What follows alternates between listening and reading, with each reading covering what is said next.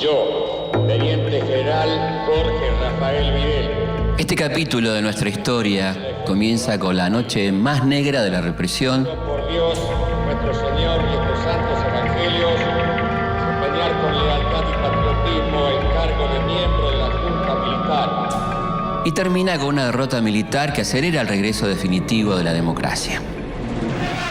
Buenos Aires.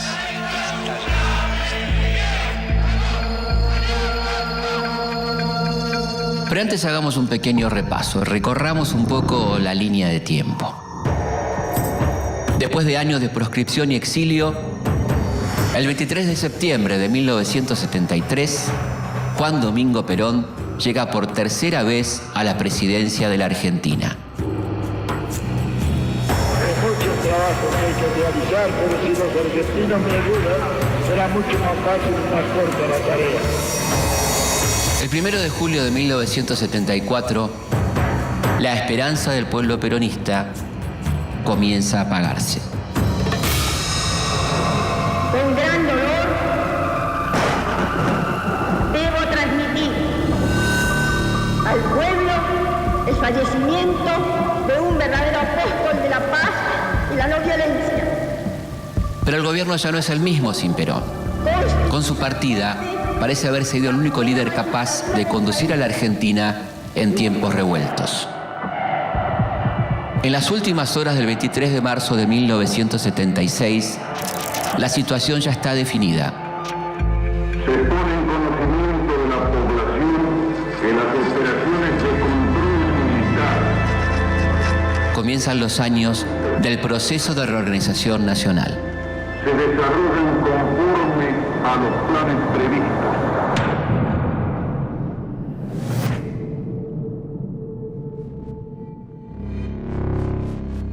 Comunicado número 1 de la Junta Militar. Comunica a la población que a partir de la fecha el país se encuentra bajo el control operacional de la Junta Militar. El 24 de marzo de 1976, un nuevo golpe cívico-militar asalta al poder. Pero esta vez es un golpe distinto a los anteriores. Se recomienda a todos los habitantes el estricto acatamiento a las disposiciones y directivas que emanen de autoridad militar, de seguridad o policial. Por primera vez, las tres Fuerzas Armadas, Ejército, Marina y Fuerza Aérea, van a actuar en conjunto, es decir, se van a repartir el poder y van a reprimir las tres por igual. Así como extremar el cuidado en evitar acciones y actitudes individuales o de grupo que puedan exigir la intervención drástica del personal en operación. Firmado Jorge Rafael Videla, Teniente General, Comandante General del Ejército.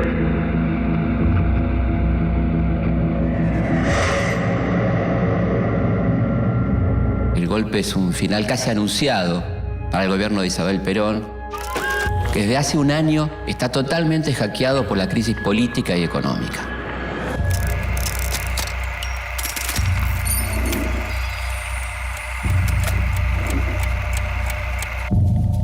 El golpe cuenta con la complicidad de varios sectores civiles, como la sociedad rural, grupos empresarios y financieros, el sector más conservador de la Iglesia Católica y, por supuesto, el apoyo de muchos medios de prensa.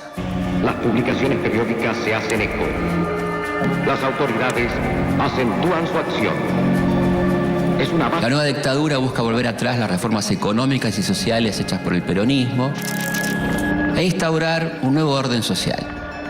Buscan un país sin huelgas, con una clase obrera obediente y con un Estado sin tanta intervención en la economía y, por supuesto, sin distribución de la riqueza. Es una vasta contraofensiva de las fuerzas legales. El gobierno del llamado Proceso de Reorganización Nacional es asumido por una junta de comandantes de las tres armas. Todavía no tienen un presidente, pero ya hay dos militares que se disputan ese cargo. Jorge Rafael Videla, nacido en Mercedes en 1925, católico ferviente y padre de 7 hijos. Por su mirada esmirreada y sus rasgos afilados, el ingenio popular lo bautiza rápidamente como la Pantera Rosa. Videla, junto con Roberto Viola, pertenecen al llamado sector liberal de la dictadura, que supuestamente busca una salida democrática. A diferencia de Viola, Videla no tiene demasiado carisma ni ideas políticas propias. Por otro lado está Emilio Eduardo Macera, el negro Cero, como lo llaman por su nombre de guerra. Es el personaje más oscuro e intrigante de la dictadura. Es marino. Un arma, recordemos, rabiosamente antiperonista. Al igual que muchos oficiales, viajó a Panamá y a Washington para entrenarse en la guerra antisubversiva, donde adquirió conocimientos que puso en práctica de su principal centro de operaciones, el tristemente célebre Casino de Oficiales de la Escuela de Mecánica de la Armada. Prestará juramento como presidente de la Nación Argentina ante los integrantes de la Junta Militar. Yo, Teniente General Jorge Rafael Videla. El 29 de marzo de 1976, Videla es designado presidente provisional. Nuestro Señor y estos santos evangelios, desempeñar con lealtad y patriotismo el cargo de miembro de la Junta Militar. A partir de ese momento, Macera va a rivalizar permanentemente con él. Para 1976, las organizaciones guerrilleras están derrotadas militarmente. El operativo Independencia y el fracaso de la toma del batallón Domingo Viejo Bueno de Montechingolo fueron un golpe mortal para el ERP. Mientras que muchos de los cuadros activos de Montoneros están librados a su suerte. Pero la nueva dictadura va a usar la lucha antisubversiva como excusa para disciplinar a la sociedad a sangre y fuego. El propio Videla expone sin eufemismo los principios de su gobierno. De menester continuar la lucha contra la subversión, con una concepción global de la misma y hasta su total aniquilamiento. Es por estos días que la palabra subversivo se extiende a todo aquel que no esté de acuerdo con la dictadura, como por ejemplo estudiantes, trabajadores, artistas, sindicalistas. Volvimos a sentirnos argentinos en un marco de seguridad. Si miramos a nuestro alrededor, vamos a darnos cuenta que muchas cosas han cambiado después de aquel 24 de marzo. La Junta llega a un nivel tan alto de censura que considera subversiva la matemática moderna y ordena el secuestro y quema de libros solo por tener en su título la palabra Cuba. Argentina recupera su histórico camino de libertad. Como por ejemplo el famoso manual de física La Cuba electrolítica o un ensayo sobre el cubismo. Las autoridades acentúan su acción. Es una vasta contraofensiva de las fuerzas legales.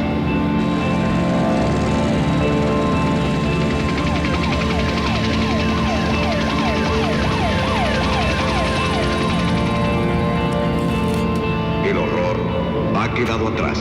La sociedad argentina pasó una durísima prueba. Ha llegado el momento de ganar la paz. Para ese momento, Chile, Uruguay, Paraguay y Bolivia también se encuentran bajo dictaduras militares, cuyos oficiales fueron entrenados por comandos norteamericanos y franceses. Comme toujours, les termes du problème sont primo, l'adversaire, secondo, les moyens de le détruire. Este entrenamiento incluye la instalación de campos de concentración clandestinos, donde se secuestra y tortura a los detenidos. Antes del 24 de marzo de 1976, el desencuentro y los intereses de sector fomentaban el desorden y la anarquía. Usted lo vivió.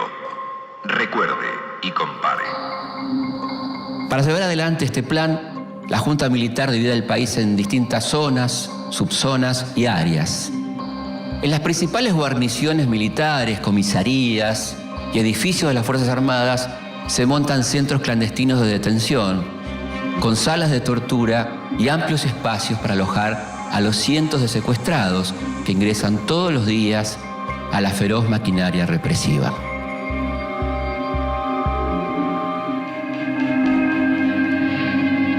Para 1976 ya funcionan en Argentina más de 350 de estos centros.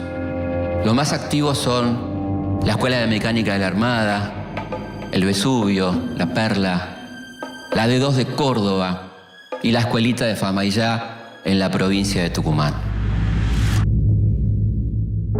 Las detenciones, mejor dicho, los secuestros, se hacen en forma absolutamente clandestina e ilegal.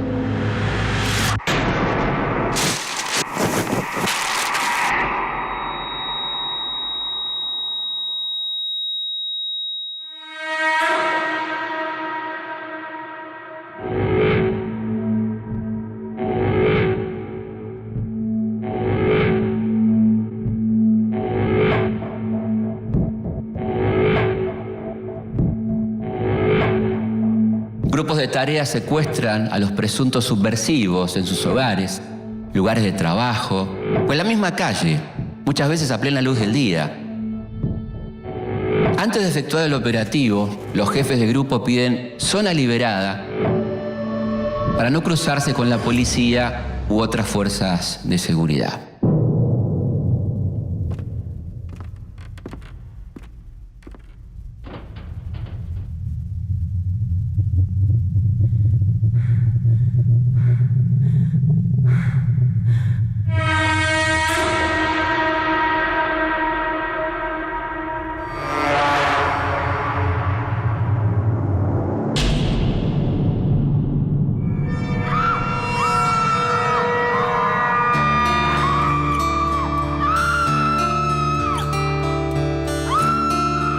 Una vez secuestrado el detenido desaparecido, es llevado a uno de los tantos centros clandestinos de detención, donde se lo tortura durante horas.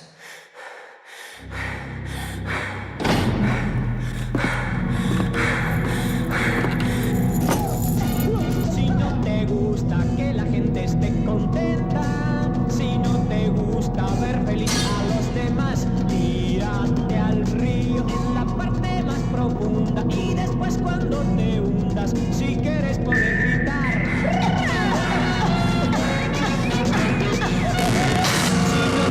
gusta que otros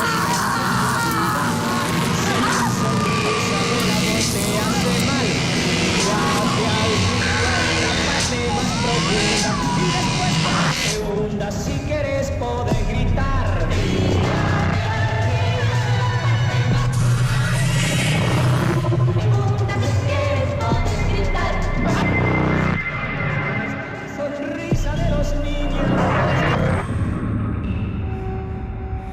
No importa que el detenido sea anciano, discapacitado o una mujer embarazada. El fin de estos interrogatorios es obtener los nombres de otros supuestos subversivos, que también van a ser secuestrados y torturados.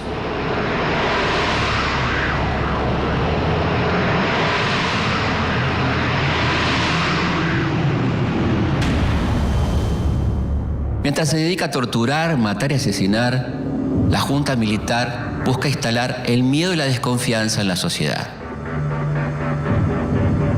Desde los principales medios se invita a denunciar a todo aquel que parezca sospechoso o subversivo.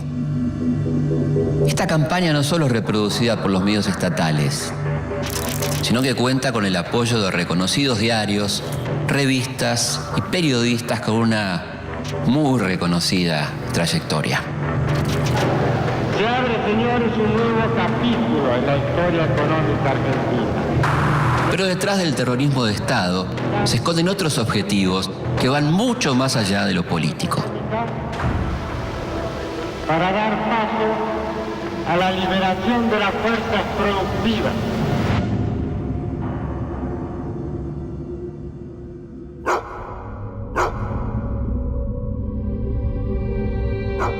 Las Fuerzas Armadas inician el proceso de reorganización de la República. Y ya con la responsabilidad del poder político en sus manos, la ofensiva se torna más integral, más eficaz. A partir de marzo de 1976, la Junta Militar despliega un aparato de represión feroz.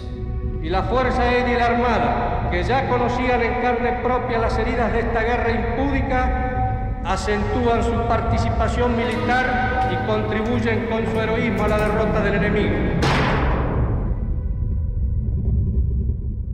El país está bajo un estricto estado de sitio. En las calles los secuestros y las detenciones se realizan a plena luz del día. Todas las reuniones públicas están prohibidas. La cultura atraviesa un periodo de oscuridad. Nuestros mejores actores, directores, músicos y escritores están censurados. Muchos se van al exilio y en algunos casos también son secuestrados y asesinados. Ni al cine se puede ir, ya que las buenas películas están totalmente mutiladas o directamente prohibidas. Y las salas están saturadas de comedias familiares que elogian el accionar de las Fuerzas Armadas. De las cosas del pasado, no todas han sido mejor. Por eso hay que tener memoria y jamás regresar al dolor. La dictadura asalta el poder con la excusa de combatir la subversión. Pero detrás hay un plan económico muy claro. Comerciar con todos los países y proyectar nuestra singularidad como Estado soberano, sin desvirtuaciones extremistas o demagógicas. Desde antes del golpe, se viene reuniendo un grupo de economistas liberales que se hacen llamar el Grupo Perrot. ¿Pero quién es Perrot?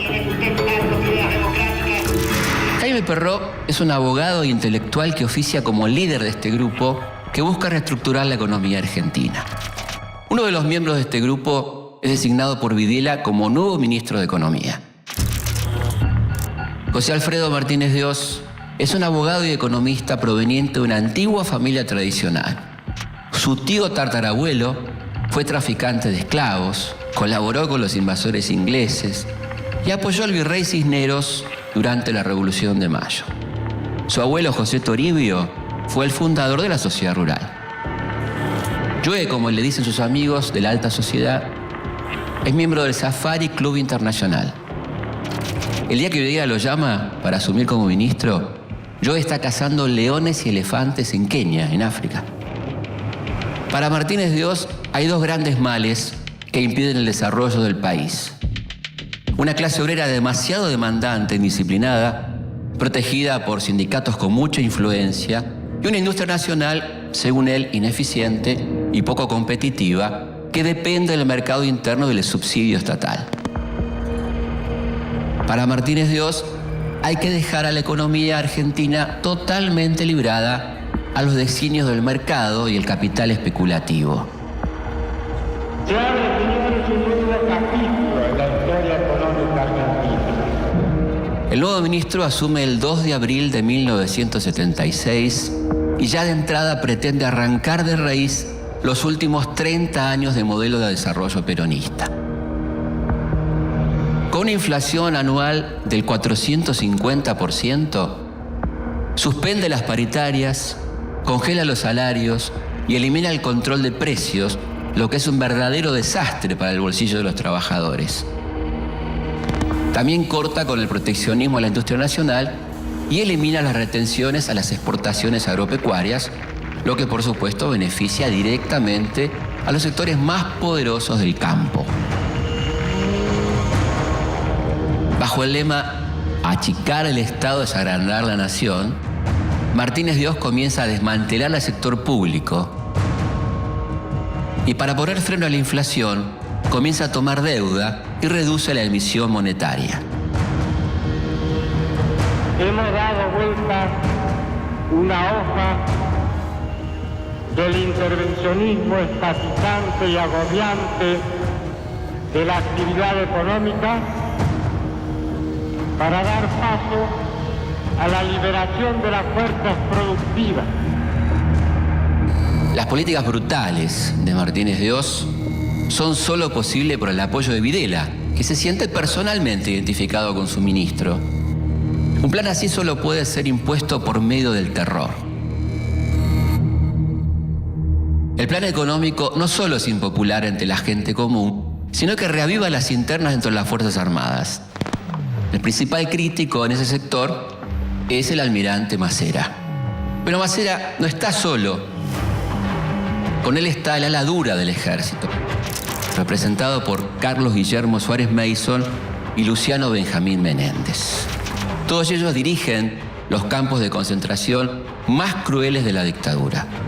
Pero sin duda, el más temible de todos es la ESMA, comandado por Macera y dirigida por el vicealmirante Chamorro y el capitán Jorge Acosta, más conocido como el Tigre.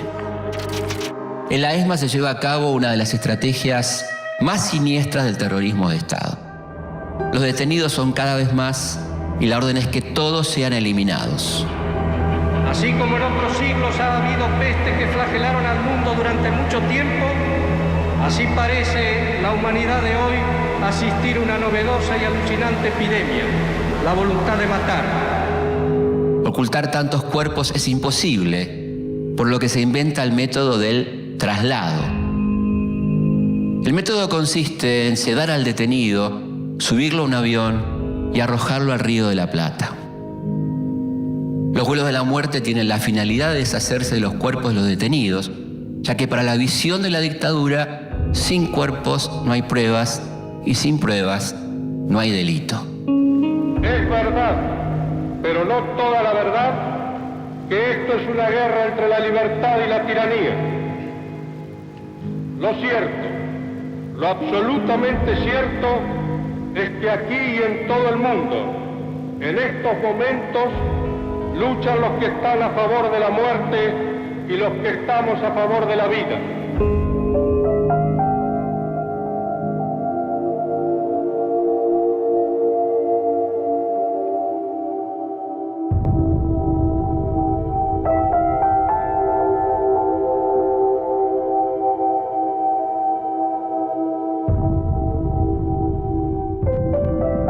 Pero a pesar del terror y la represión, un grupo de civiles empieza a romper con el silencio y la impunidad. Muchos familiares de secuestrados comienzan a recorrer las comisarías, juzgados y oficinas públicas en busca de información. Generalmente son madres cuyos hijos están desaparecidos.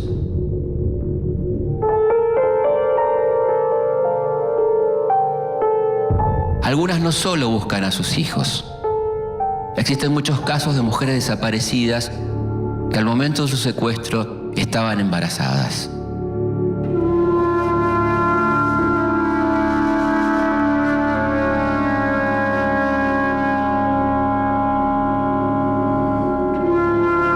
Lo que no saben estas madres es que en muchos centros clandestinos de detención hay maternidades clandestinas, donde las secuestradas dan a luz y sus hijos son apropiados por los mismos represores o entregados a familias cercanas a los militares.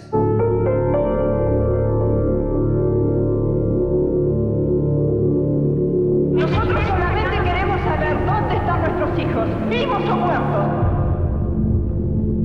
No sabemos si están enfermos, si tienen frío, si tienen hambre. Pronto la búsqueda individual se convierte en colectiva.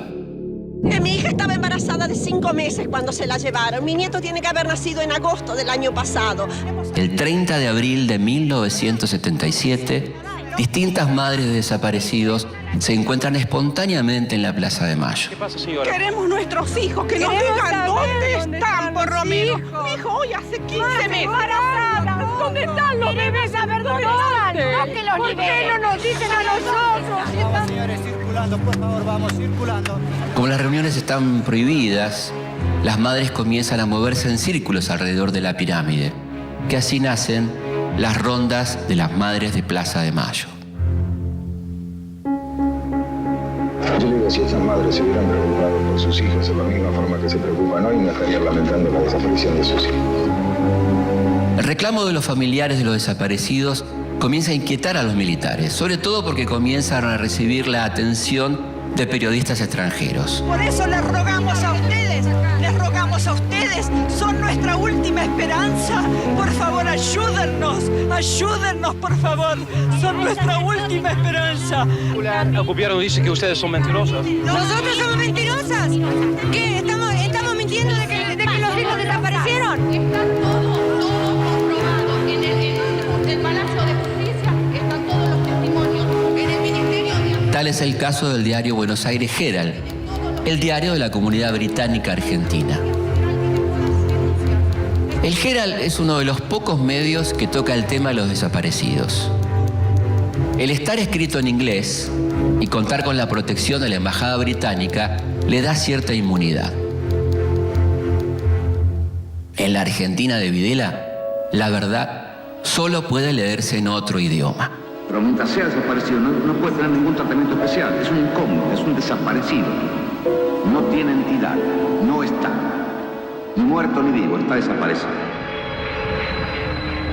Y así, mientras las madres inician su camino de lucha desde el interior de la ESMA, comienza a planearse una operación secreta que va a ser un duro golpe para este grupo que recién comienza a organizarse.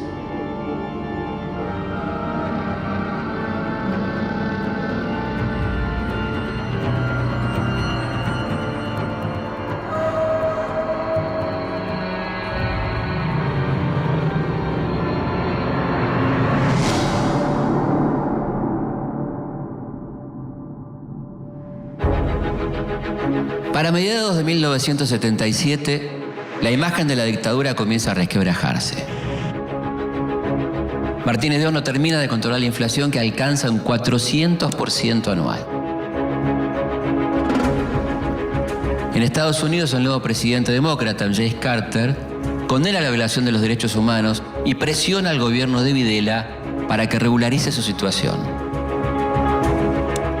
Por otro lado, el movimiento por los derechos humanos, y en especial las madres, comienza a generar atención en todo el mundo.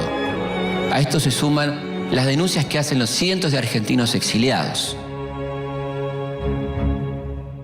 A esta altura, Emilio Eduardo Macera juega a que Videla caiga por su propio peso y que en 1978 lo encuentre a él como presidente de la nación. Macera tiene dos ases en la manga. En París instala una oficina de inteligencia a la que llama Centro Piloto, desde donde hace tareas de inteligencia sobre las actividades de los exiliados. En Buenos Aires tiene un plan mucho más siniestro.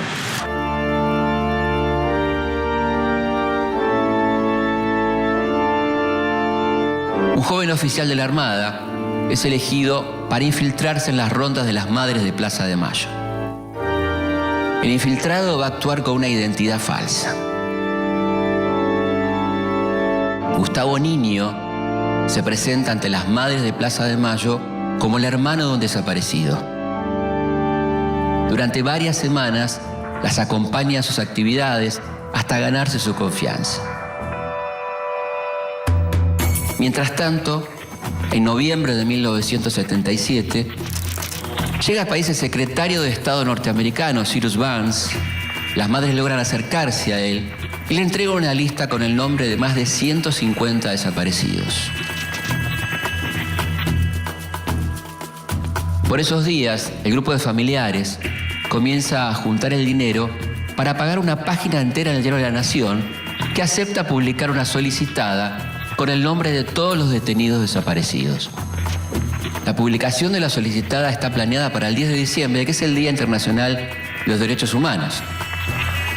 Hasta ese entonces, los familiares se reúnen en secreto en la iglesia de la Santa Cruz, en el barrio de San Cristóbal.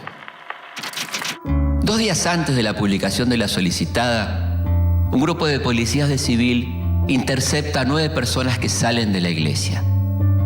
Las 9 personas habían sido marcadas previamente por Gustavo Niño. ¿Cómo las marca? Con un beso. El beso de Judas. El 10 de diciembre, mientras va a comprar el diario para ver la solicitada, Azucena Villaflor, una de las fundadoras de Madres de Plaza de Mayo, que habían forjado una relación de amistad con Gustavo Niño, es secuestrada en plena calle.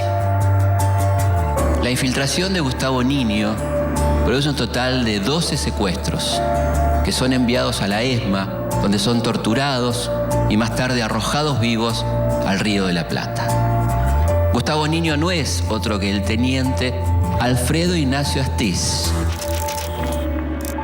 alias El Cuervo, Ángel o Rubio. Astiz es un marino de alma, entrenado en los Estados Unidos en la lucha antisubversiva, integra el grupo operativo permanente de la ESMA. Astiz generalmente es asignado a los operativos de secuestro, la mayoría de las veces de mujeres indefensas, como la estudiante sueca Dagmar Hagelin o las monjas francesas. Pero esta no va a ser la única actuación deshonrosa del teniente Astiz. Todavía le resta protagonizar uno de sus actos más cobardes.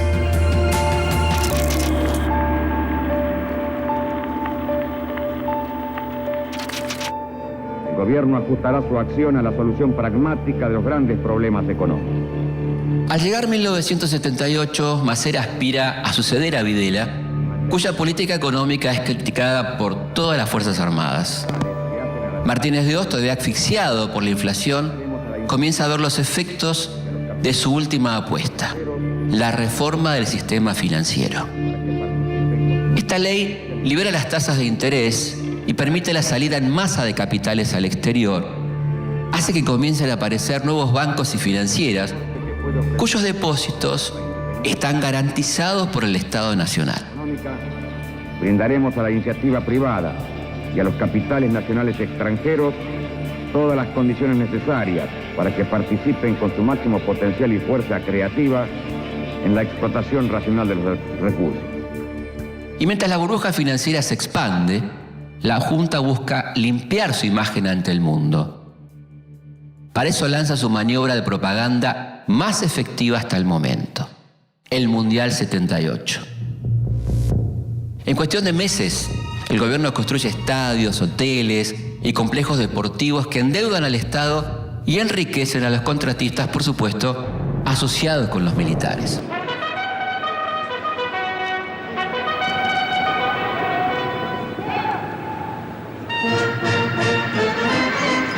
Acompañados por los medios de comunicación, los militares despliegan un arsenal propagandístico para construir la imagen de una Argentina en orden, con un clima de fiesta, alejada del terror que denuncian los organismos de derechos humanos. Es la verdadera manifestación de un país que recibe al mundo rápidamente con el orden y disciplina de la conciencia y accionar. Una palabra se dibuja en el campo de juego. Argentina 78. Con el triunfo de la selección, los argentinos vuelven a las calles. El grito de Argentina y el flamear de millones de banderas nos sirvió para descubrir que éramos y somos uno. La dictadura utiliza la alegría deportiva a su favor y exhibe las manifestaciones como señales de apoyo a su gobierno. Mundial 78. Una muestra de lo que los argentinos somos capaces de hacer. Argentina.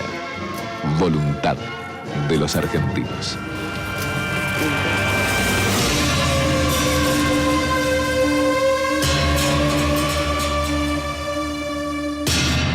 Pero la euforia mundialista dura poco. Después del Mundial, las internas del gobierno vuelven al centro de la escena. En 1978, Videla es ratificado como presidente y Masera es desplazado de la Junta. Ingresa el general Roberto Viola, que a diferencia de Masera, comparte plenamente el proyecto económico de Videla y que además busca una pronta salida política para la dictadura. Argentinos, hemos sido capaces de vencer a la insidia y al escepticismo. Seamos ahora también capaces, con la ayuda de Dios, de impulsar a la nación en pos de sus objetivos permanentes. Pareciera como si un cúmulo de energías dormidas, como si una nueva capacidad de entusiasmo hasta ahora letargada, hubiesen salido a plena luz. Y ello es así porque tanta alegría, tanto entusiasmo generosamente expresados no son un fruto casual. Responden, en definitiva, al profundo anhelo de unión nacional que sentimos todos los argentinos. Una vez pasado el efecto mundial, Martínez de Hoz pone en marcha su nuevo plan maestro, la tablita. Lo que hace básicamente la tablita es fijar la cotización del dólar mediante una serie de devaluaciones programadas. Al mismo tiempo se reducen los aranceles a las importaciones y se abre de manera irrestricta el ingreso de capital extranjero. Estimamos que a través de los estímulos a la inversión privada que estamos realizando, la misma pasará de representar el 50% del total de la inversión del país al 77% para el año 89. La tablita debuta con el pie izquierdo, pero en 1979 llegan al país 4.600 millones de dólares. Los extranjeros no vienen a invertir en fábricas, vienen a hacerlo en el sistema financiero. Comienza así un mecanismo perverso que va a hacer un daño terrible a la economía argentina, la famosa bicicleta financiera. Los capitales llegan al país, acumulan intereses en cientos de bancos y financieras que se abrieron en esos meses y vuelven a fugarse al exterior. Sin embargo, el precio del dólar genera un amplio consenso en la clase media que se dedica a comprar productos importados.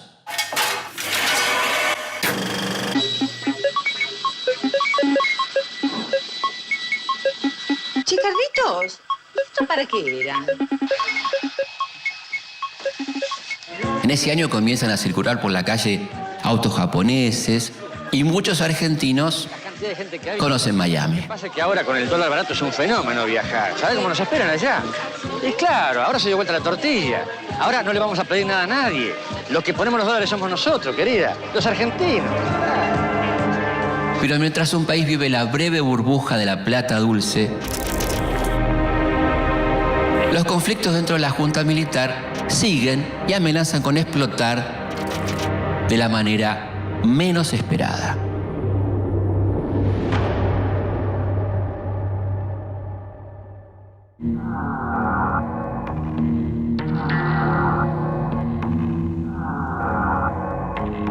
Para 1979, el gobierno militar todavía goza de los efectos de la burbuja financiera y del dólar barato.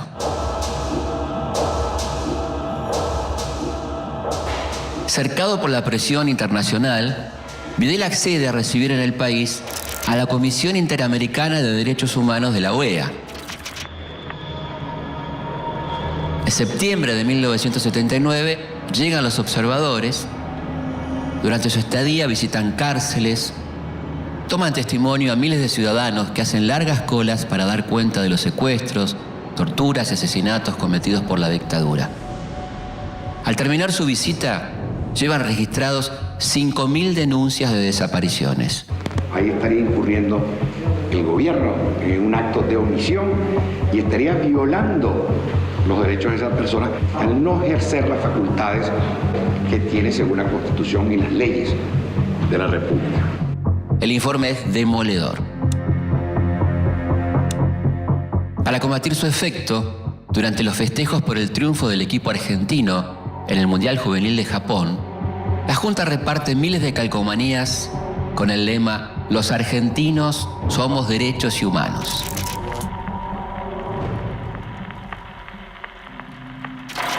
A esta altura, en todo el mundo, se habla de los desaparecidos argentinos. Los años que van de 1979 a 1982 son de una gran intensidad. La Argentina sostiene el principio indeclinable de la división bioceánica. Para desviar el tema de los desaparecidos, el gobierno vive un viejo conflicto limítrofe que casi nos lleva a una guerra con Chile. La Argentina en el Atlántico y Chile en el Pacífico.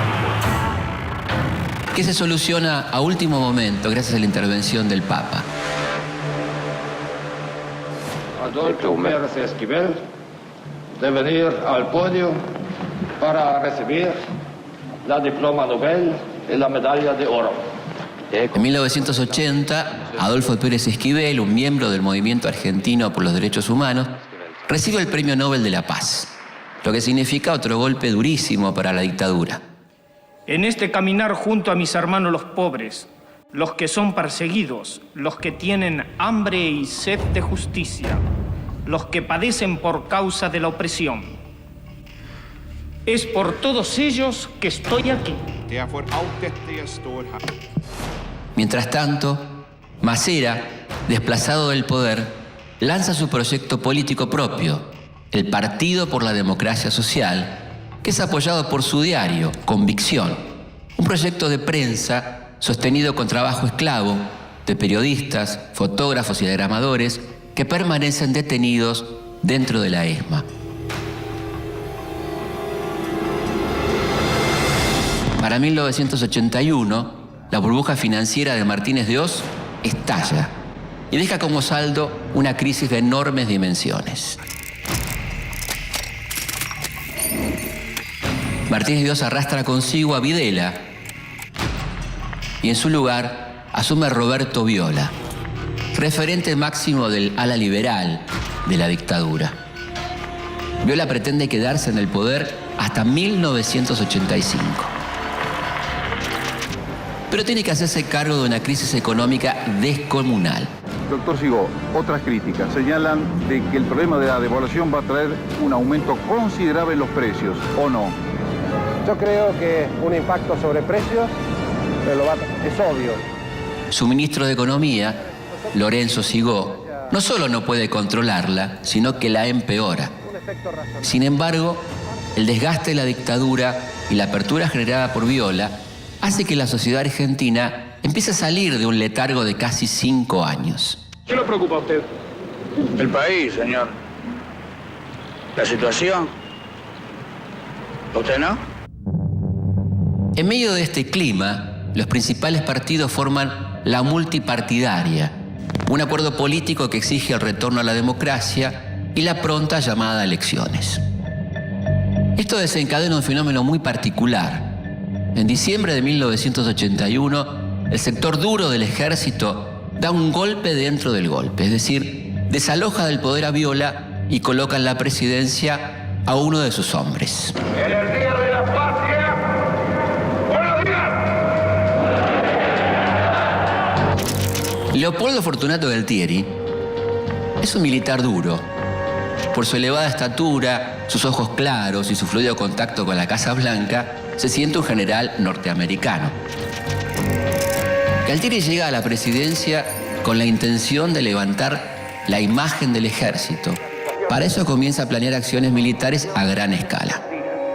Si así lo hiciere, Dios y la patria me lo demás. Para congraciarse con la administración Reagan, el presidente ofrece el servicio de los represores en países como Nicaragua, Honduras, El Salvador y Guatemala. A todo esto, el 30 de marzo de 1982 se produce la más importante movilización obrera hecha contra la dictadura. Miles de trabajadores marchan a la Plaza de Mayo bajo la consigna Paz, Pan y Trabajo. La marcha es ferozmente reprimida. Galtieri necesita recuperar el apoyo de la población y para eso pone en marcha su estrategia bélica más arriesgada. Compatriotas, hemos recuperado,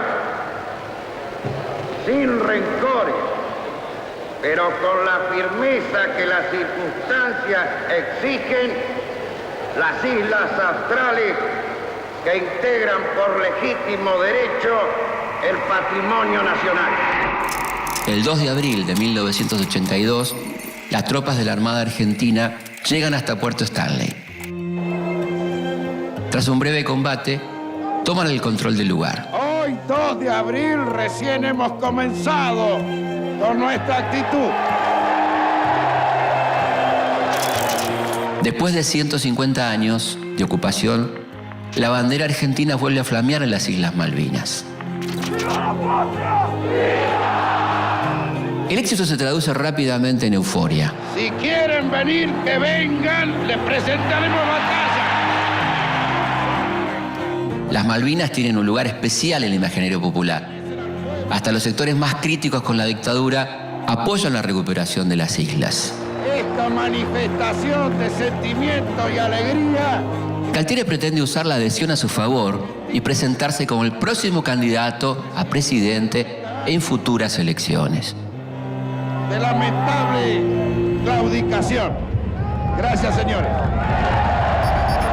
Pero mientras en la Argentina se festeja, el gobierno conservador de Margaret Thatcher moviliza la expedición militar más grande desde la Segunda Guerra Mundial. Thatcher cuenta con el apoyo de Ronald Reagan, el nuevo presidente norteamericano, y supuesto aliado de Galtieri.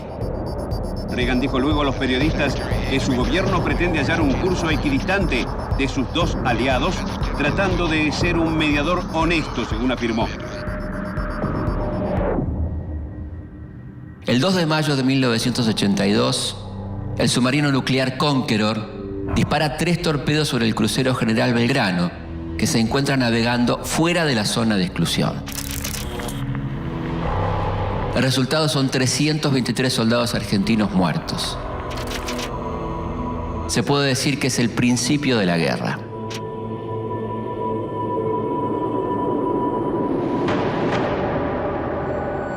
Pronto la superioridad bélica y la experiencia de combate de los británicos comienza a hacer estragos en la tropa argentina, que a pesar de su poco entrenamiento y su inferioridad de recursos defiende sus posiciones con un valor que sorprende a sus propios enemigos. Al igual que durante el Mundial de Fútbol, el sentimiento nacional vuelve a ser manipulado.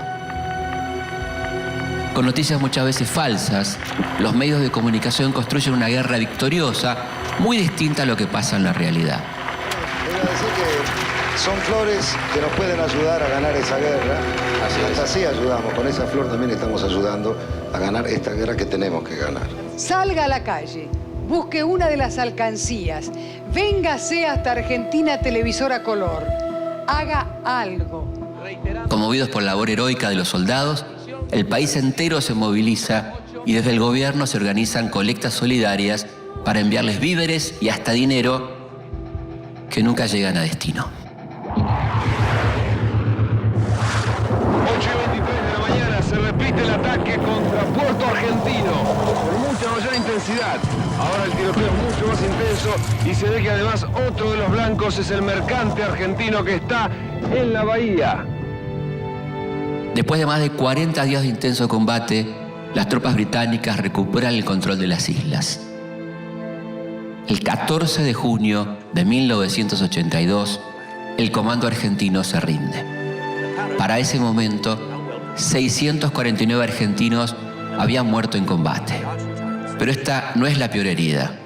A lo largo de los años, cientos de excombatientes se van a quitar la vida por los traumas que les dejó la guerra.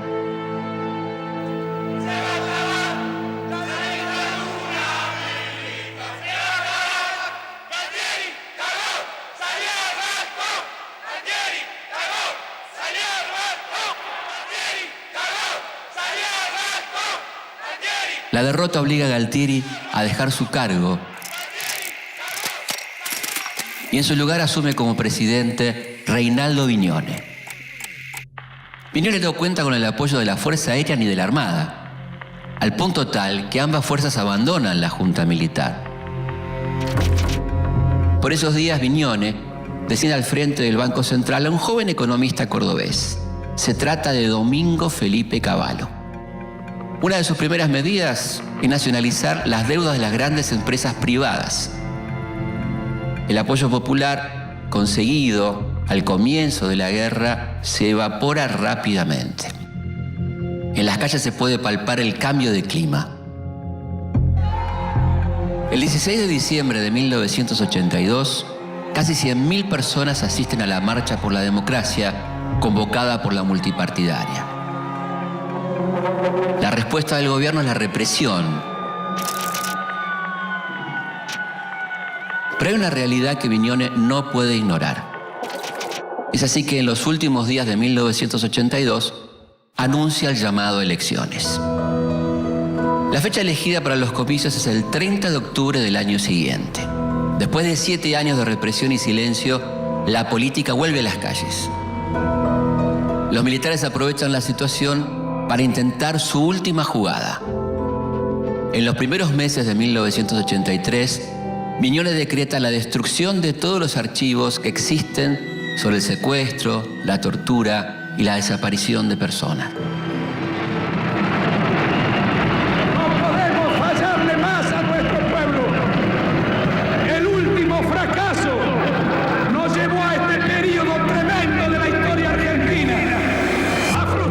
sobre juzgar o no a los militares se vuelve una de las principales discusiones de campaña y va torciendo la balanza a favor del candidato radical Raúl Alfonsín. Vinieron a decirnos que traían la paz y nos metieron en la guerra y en una represión atroz e ilegal. Pocos días antes de las elecciones, el gobierno dicta la ley 22.924, que establece una amnistía para todos los miembros de las Fuerzas Armadas que participaron en la represión ilegal.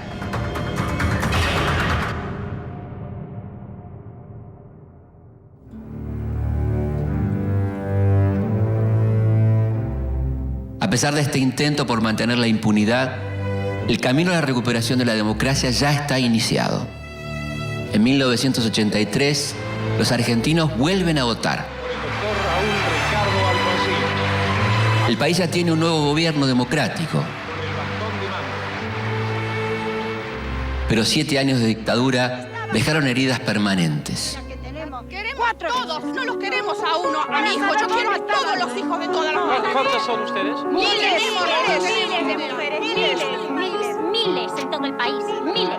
30.000 desaparecidos, 700 muertos en Malvinas, la industria nacional herida de muerte, la riqueza cada vez más concentrada y una deuda externa multiplicada por 6. Queremos saber dónde están. Nos han quitado lo más preciado que puede tener una madre, o su hijo.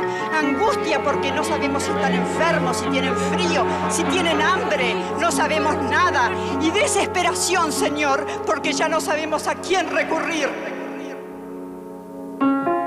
Es por eso que podemos decir que los años de la dictadura fueron la noche más negra de nuestra historia. Muchas de sus consecuencias las vamos a terminar de ver 25 años después.